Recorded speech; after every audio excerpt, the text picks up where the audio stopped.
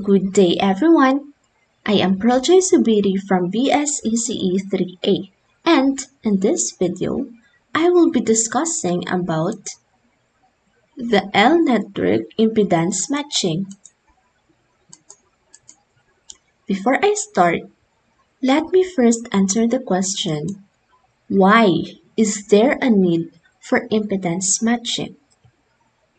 So, when there is a mismatch between the characteristic impedance of the transmission line and the load, some signals are being reflected back towards the source, which only means that not all the signal that is being sent by the source is absorbed or received by the load. So as you can see in the illustration on your screen that the incident voltage is being determined by the blue wave and the reflected wave is determined by the red wave. So as you can see that the incident and the reflected voltage travels in opposite direction with each other. So when there is a reflected voltage in a transmission line, standing waves are created, wherein these waves are stationary waves, which means that these are not being transmitted in the transmission line. These are waves wherein it only stays or they just exist within the transmission line. And it is indicated by the black wave on the illustration. And you can also see at the second illustration wherein there is already a cancellation of the signal that is being received by the load. So at first, you can see that the orange wave has higher amplitude or magnitude. But then there is this yellow wave which cancels out some parts of the orange wave, which results to reduced or decrease in the amplitude or the magnitude of the signal that is absorbed by the load. So, there is a need for impedance matching in order to achieve maximum power transfer. Actually, there are different types of impedance matching, but in this video, I will only be discussing about the L-network, wherein we have to add an L-network which may comprise of an inductor and a capacitor in order to match the characteristic impedance of the transmission line and the load. So we have here the case 1 wherein it is applicable when RL or the real part of the load impedance is not equal to 0. So under this case, we have two configurations. First is when we have a series inductor, wherein we also have a parallel capacitor. And we also have the second configuration wherein the capacitor is in series and the inductor is in parallel. So when these circuits are simplified, we get to have a simplified equation wherein B or the susceptance or the parallel one is equal to XL or the imaginary part of the load plus minus the square root of RL over ZO times the quantity of RL squared plus XL squared minus ZORL all over RL squared plus XL squared. And we also have the simplified formula for x, which is equal to b times ZORL minus XL all over 1 minus b times XL, wherein ZL, or the load impedance, is equal to RL plus JXL, wherein the RL is the real part and the XL is the imaginary part of this complex number. Okay, so in these cases wherein the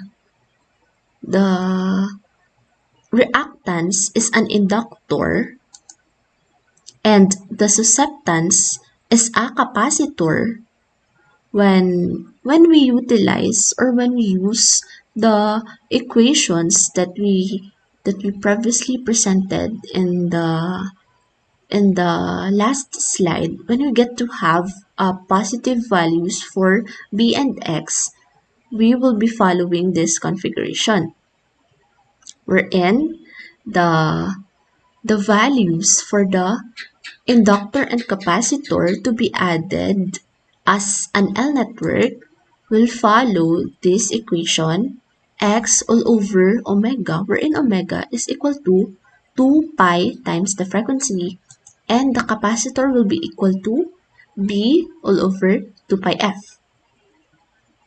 And when we get negative values of b and x, when we use our previous equations, we will be following this configuration wherein we will have our reactance will be a capacitor and the susceptance will be an inductor, wherein it will follow these equations to get the values of the inductors and capacitors that must be added to our circuit. L will be equal to -1 all over omega times b, and C will be equal to -1 all over omega times x. Okay, so we are done with the case 1. And now let us proceed with the case 2, wherein it is only applicable when the ZO is greater than RL, or when the characteristic impedance of the transmission line is equal to the real part of the load impedance.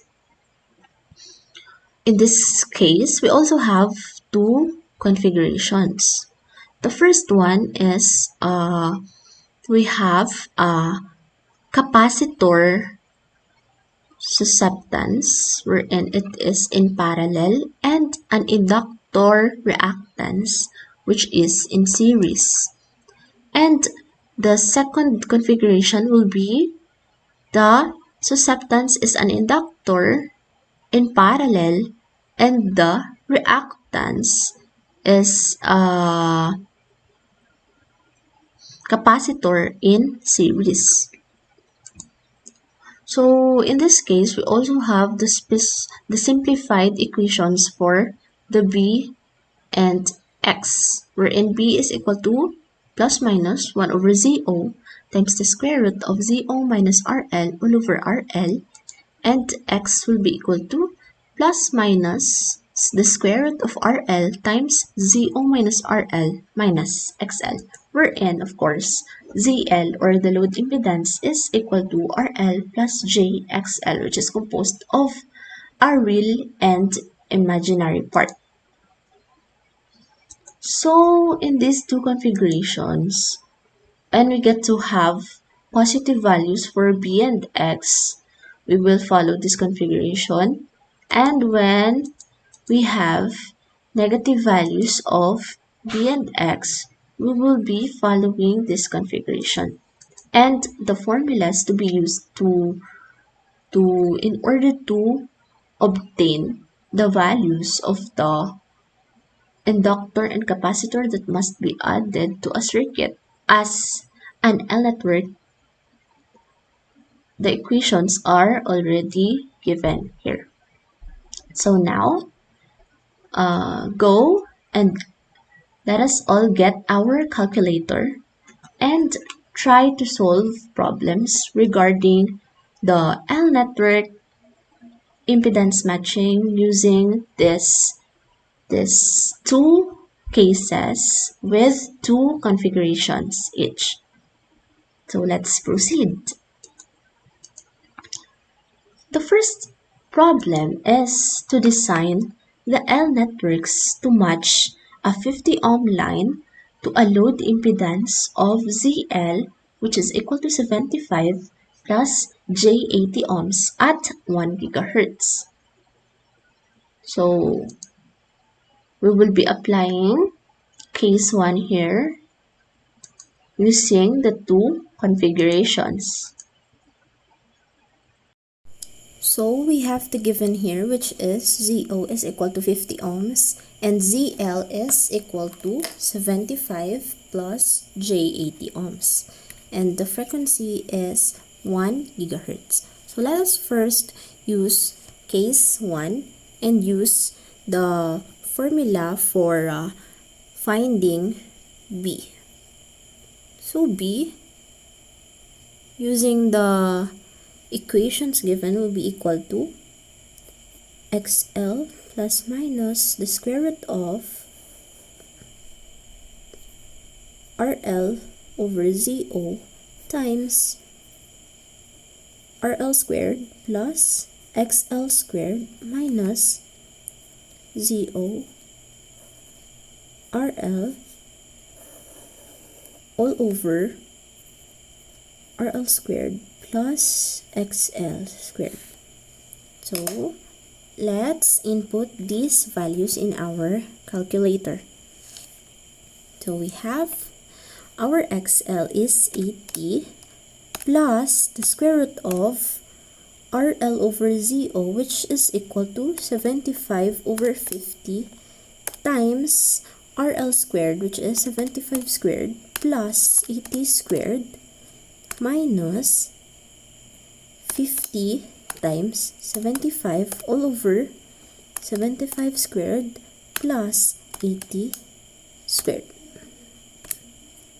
So we can see that this is the positive value of B. So let me store this to A. So positive B will be stored to A. And then let us also try to get the negative B by changing the sign in this part. I will change it to a minus instead of a plus. So as you can see that it is equal to a negative number. So let me just store this to B. Negative B is stored to B. And then let us also get the values of the X. First, let us get the value for the positive X by substituting the positive B here. B will be equal to ZORL minus XL all over 1 minus B times XL. So the positive X will be obtained when we substitute the value of this positive B in this equation. So let's do this. So when I substitute positive B here, means that I have to substitute the value that I stored in A. So A times ZO, which is 50, times RL, which is 75, minus the XL, which is 80, all over 1 minus the B, wherein I stored in A, times the XL, which is equal to 80. And the value that I will get will be this one. So this will be my positive X value. And I will store this in C. Okay. It will be stored in C.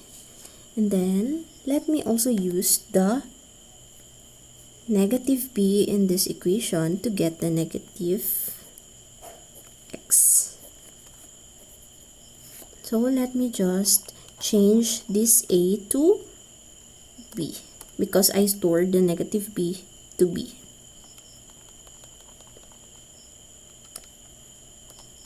And okay, I got a negative value of X, and I will store this to D.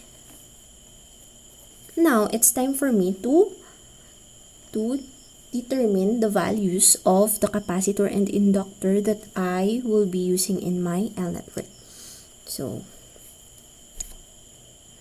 first, I will get the positive X and positive B values in order to determine the L-network in the first configuration.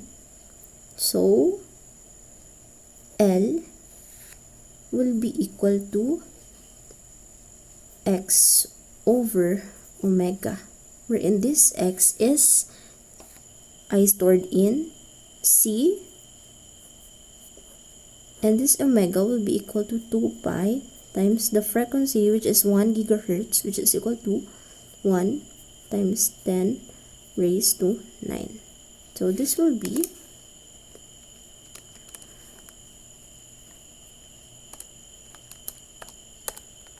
2 pi times 1 gigahertz. So my L will be equal to 11.82 nano Henry, and the capacitor is equal to B over omega, wherein the positive B, my positive B is stored in A all over 2 pi times 1 gigahertz. So I will just change this C to A. So the value of my capacitor is 2.53 picofarad. So this is my first configuration, wherein I have here ZO and an inductor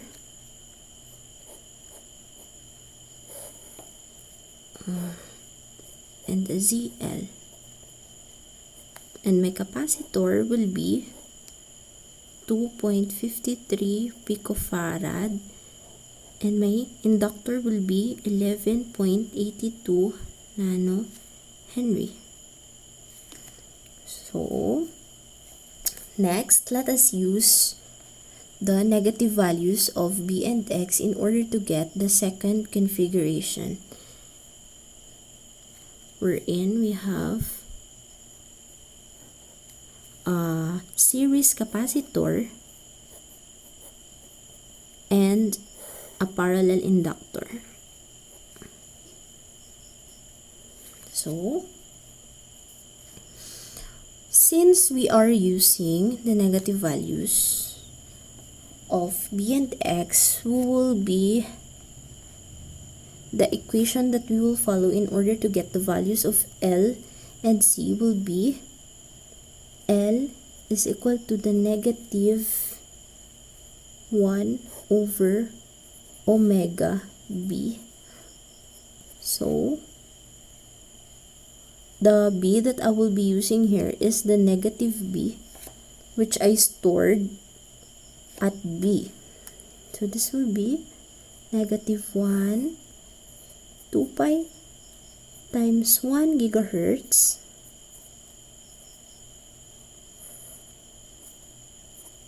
times the B negative, which I stored at B. So let me input this to my calculator. Negative 1 over 2 pi times 1 gigahertz times B. And the value that I got is 60.93 nanohenry. And my capacitor is negative 1 all over omega x, which is this x is the negative x, which as I stored at D, should be equal to 2 pi times 1 times 10 raised to 9 times D. So let me just change this B to D. And I will get a value of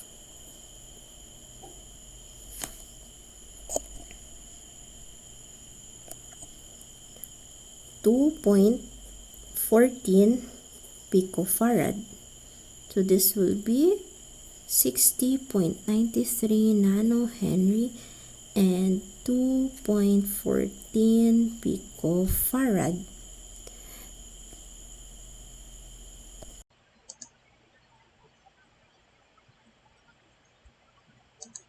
And next, we have the problem number 2, which is to design the L networks to match a 25 ohms line to a load impedance of ZL, which is equal to 20 minus J5 ohms operating at 1 gigahertz.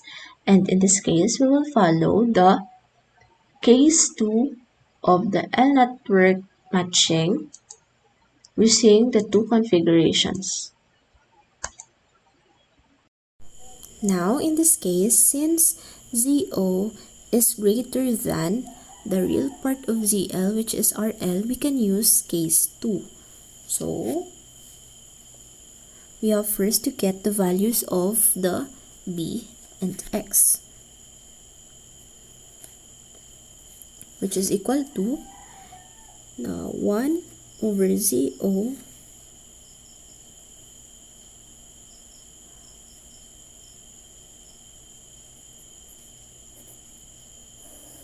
times the square root of ZO minus RL all over RL. And the formula for X is equal to the positive negative square root of RL times ZO minus RL minus XL. So let's substitute these values to get the values of B and X. So first we have 1 over ZO, which is 25, times the square root of ZO minus RL, which is 25, minus 20 all over 20, which is equal to 1 over 50, which I will store in A. So positive B will be stored in A, and the negative will be stored in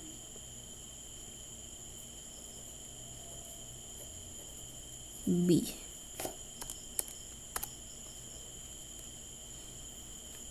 Okay, now let's proceed to the value of X by substituting the square root of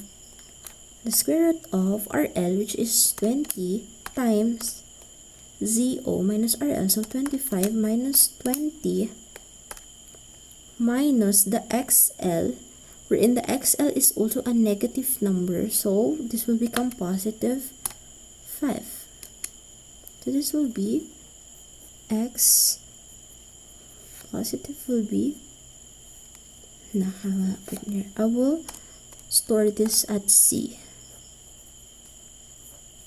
and the negative x will be, I will just change this to negative, which will become negative 5, and I will store this at D. So now it's time for us to get for the values of the inductors and capacitors that we need in the L network. So first we have this configuration wherein we have a parallel capacitor and a series inductor to match the characteristic impedance and the load impedance. So the value of these inductor and capacitor will be L will be x over omega, which is equal to x. The x that I will be using here is the positive one, which I stored at C. So this will be C all over 2 pi times 1 gigahertz. Okay, so the value of my inductor here will be 2.39 nanohenry, and the value of my capacitor here will be B over omega, wherein the B that I will be using here is the positive, which I stored at A. So I will just change this to A. And the value of my capacitor is 3.18 picofarad. So this is 3.18 picofarad and 2.39 nanohenry. Okay, so now let us proceed to the second configuration, wherein we have a parallel inductor and a series capacitor. Okay, so since we will be using negative values here, the formula for getting the L will be equal to negative 1 all over omega times B. So I will just substitute this in my calculator. This will become negative 1 times the omega, which is 2 pi times 1 gigahertz times the B that I will use here is the negative B, which I stored at B. So I will just put B here. And the value of my inductor is 7.96 nanohenry. And my capacitor will be negative 1 times the omega x, wherein the x that I will be using here is the negative x, which I stored at T. So I will just change this B to D, and now I have a value of 31.83 picofarad capacitor here. 31.83 picofarad and 7.96 nanohenry. Thank you for listening to my report. I hope that you have learned from this, and see you on my next video. Have a good day.